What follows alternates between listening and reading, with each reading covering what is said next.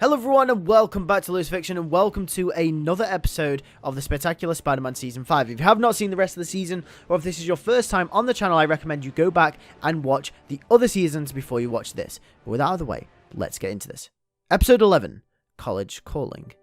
We kick off this episode with Peter and Mary Jane at a carnival.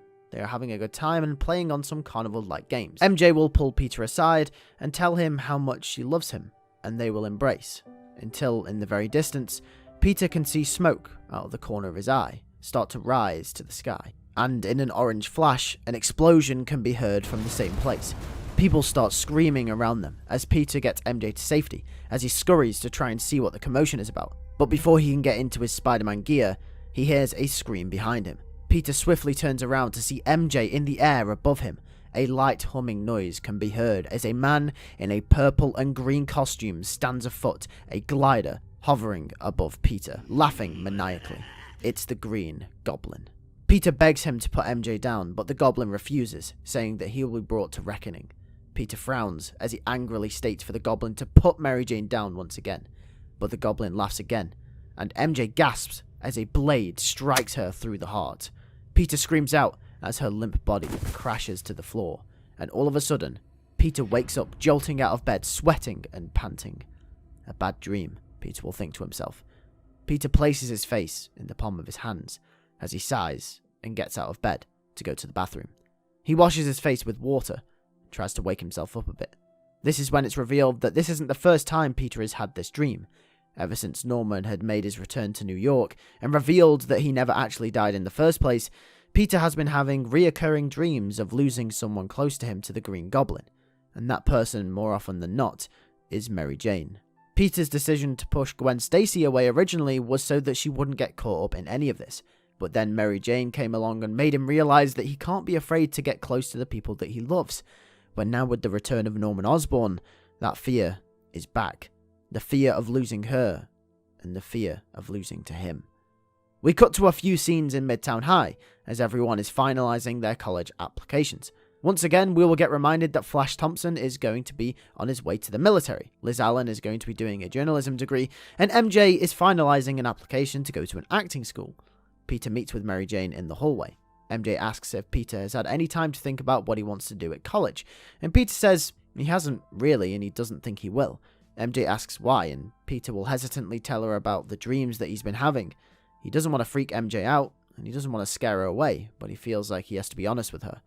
Peter says there's something that I've never told you about one of the villains that I fought as Spider-Man, as Peter goes on to explain the story of Norman Osborn and the Green Goblin, the most psychologically draining villain that Peter has ever had to face.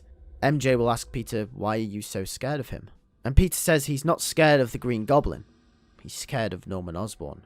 Norman is clever, smart, calculated, wealthy, and will do anything to get what he wants. Ever since he found out Norman Osborn was the Green Goblin, the Goblin's motives, the way he conducts himself, the way the Goblin can manipulate anyone, it all made sense with Norman behind the mask. Peter doesn't know if he's just being paranoid, but ever since he went to that dinner, he feels like Norman is onto him. He feels like Norman is almost spying on him. MJ will go on to ask Peter if Norman knows he's Spider-Man, and Peter will say he doesn't think so, or at least when they fought last, he never did find out. MJ will tell Peter that he's got nothing to worry about then, he's going to be fine. And Peter will say he guesses so, but MJ doesn't know Norman like he does. If Norman Osborn wanted to know who Spider-Man was, he would find out. And MJ, not knowing the ramifications of the situation, will dismiss Peter's worries. But Peter knows what he's going up against, and it's all he can think about at the moment. He can't even think about college. Peter will carry on walking down the hallway to his next lesson, when he turns the corner and all the students had gone. A tall figure stands at the end of the hallway. He could ever so slightly make out a green and purple glow. The voice will say hello in the cackling manner of the Goblin. Peter will gasp, and as the Goblin starts to approach him from the other end of the hallway, the Professor will shout Peter's name, and once again, Peter will wake up with his head rising from the desk. It's the end of the day, and class is over. The Professor will pull Peter aside as all the other students leave. The Professor will ask Peter if he's getting a lot of sleep, because he slept through the last portion of his class. Peter will say he's fine, he just didn't sleep well last night. And the Professor will tell Peter that he heard about what happened with his brother. Peter will sympathize with the Professor and will tell Warren that he's sorry about what happened. But the professor will tell Peter not to worry about him. Like he's mentioned before, he never really was that close with his brother. But he will also go on to say that if Peter ever needs to talk about anything, he's always there for him. The professor is just cautiously worried that Peter may be slightly traumatized from working with his brother. Yet does he know that Peter's actually Spider-Man? Peter will thank him anyway as he leaves the class to his way home. As Peter makes his way home, his spider sense will go off. Peter will look around, praying that it's not another hallucination or a dream. The goblin is nowhere to be seen. This must mean it's real. And that's when he realizes cop cars driving past him at atomic rates. Peter sees this as a good thing. Maybe a bit of crime will help take his mind off things. And just in a few moments, Peter will swing towards the scene of the crime as Spider-Man. And to Peter's surprise, it will be the Shocker? Peter will jump down to greet the Shocker, and will ask him, "How many times have we done this now, Montana?" The Shocker will turn around, almost confused. And when the Shocker speaks, he will soon realize that it's not Montana at all, through the more northern-like accent. However, the suit, the gauntlets, the posture, and even the entire arsenal and weaponry all match that of the Shocker. Spider-Man, more jokingly, will tell the Shocker that that's plagiarism, and it isn't good. He could get sued for using Montana's identity. The new Shocker will tell Spider-Man to get out of his way. And Spider-Man will tell him, "I don't think you know how this works." However, Spider-Man seems slightly rusty. The lack of sleep and the constant worry at the back of his mind of Norman Osborn's return seems to have plagued his mind. And because of this, the Shocker will end up getting away. Jean DeWolf will arrive on the scene and will ask what's going on. Spider-Man usually catches those sort of guys. Spider-Man will tell her that he's not feeling himself recently. He just needs to get back into the groove of things. DeWolf says that's understandable. DeWolf will go on to question Peter about the whole man-spider saga and whatever happened to that giant raging spider monster thing. She was meaning to ask him. Spider-Man will tell her that it would take him a while to explain the whole situation. Maybe he should another time. Right now, he's just going to focus on trying to catch the Shocker guy. DeWolf will be able to tell Spider-Man is slightly off. Just before he leaves, she'll pull him aside and tell him that he should take the day off, or a few days off.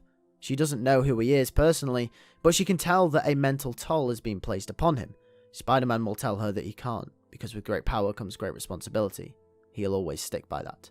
As he swings off, leaving DeWolf to analyze the crime scene. The rest of the episode will be focused on Spider-Man trying to track down the Shocker.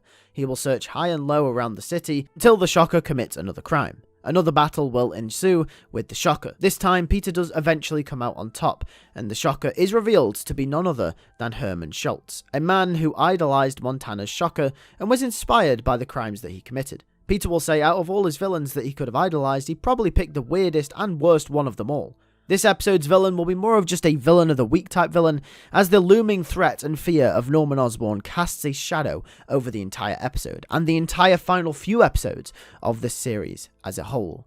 Peter will return home that night, and MJ has officially handed in all of her applications. Aunt May will congratulate her, and will ask Peter if he's had any time to think about what college he wants to go to, and what he wants to study. And Peter hesitantly once again says he hasn't really had much time to think about it. On Peter's way up to bed, he finds letters and bills, all overdue and all rising. Peter realizes that he still needs to think about a job as well. He looks to the paper and finds an advert for a news agency called Frontline, saying that they're hiring for photographers.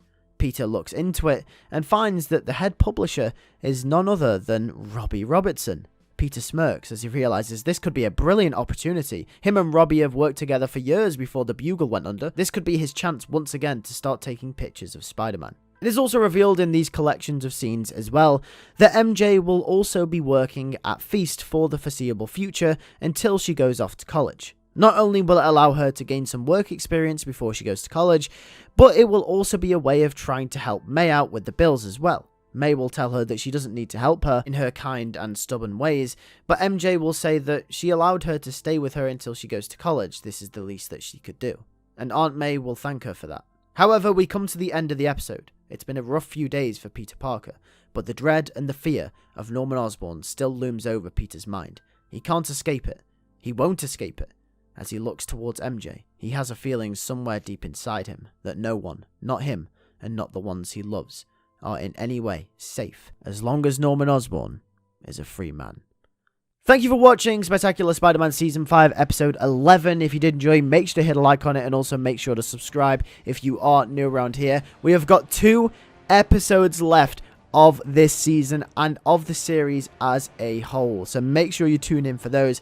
They are going to be big episodes, It's going to be a wild ride. Hopefully, see you guys then, and I'll catch you guys in the next one. Take care, and peace.